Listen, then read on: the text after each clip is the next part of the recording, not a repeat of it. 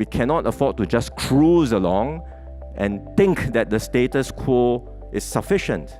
We need to continue with bold moves to keep Singapore exceptional. And there are many big things we will have to think about. Well, we have to be realistic and take the world as it is.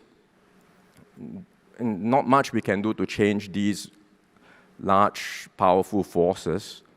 But at the same time, we are not passive bystanders. We have agency to shape our own destiny, and there are several things we can do.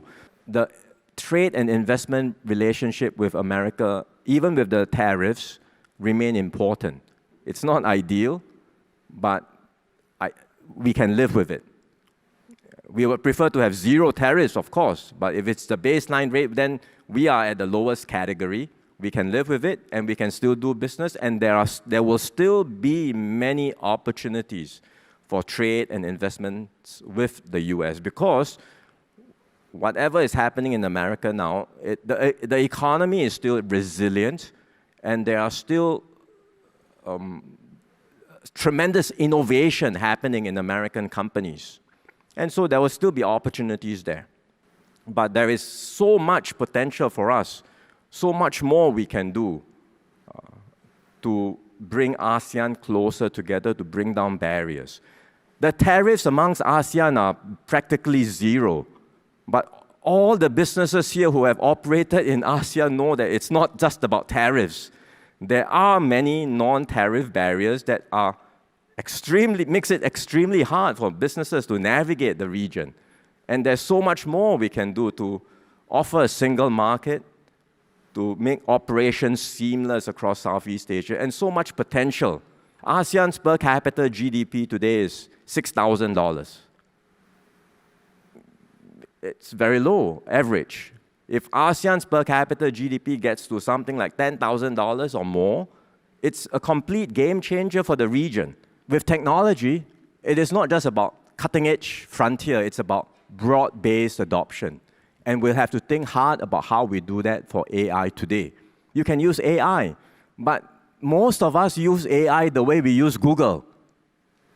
That's not exactly the best way to use AI or to harness the potential of AI. There's still so much potential to be unlocked and unleashed. And so we will have to think harder about how we can help every company, big and small, especially our smaller enterprises, make full use of AI, integrate AI into your processes, transform your industry, transform your business, elevate productivity in a more significant way. There is a lot more that can be done. And we are thinking about how we can help businesses do so. If we can make it happen company by company, can yield significant advantages for us. If there is any country that can do that, it is us, because we are small, we are compact, and we can do this company by company. Now then, the concern is what happens with jobs. And it's a real concern, not just with young people, but with workers everywhere. We also have to think equally hard about applying technologies like AI in a meaningful and deliberate manner that creates jobs for Singaporeans.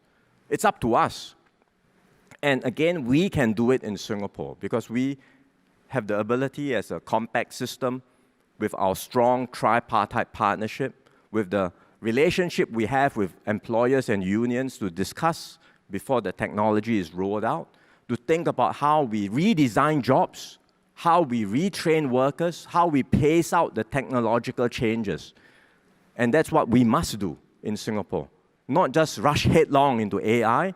Yes, embrace it, adopt it, but always make sure that the technological changes that we harness, the power of technology benefits workers, not replaces them, and always ensures that workers will thrive in this new environment.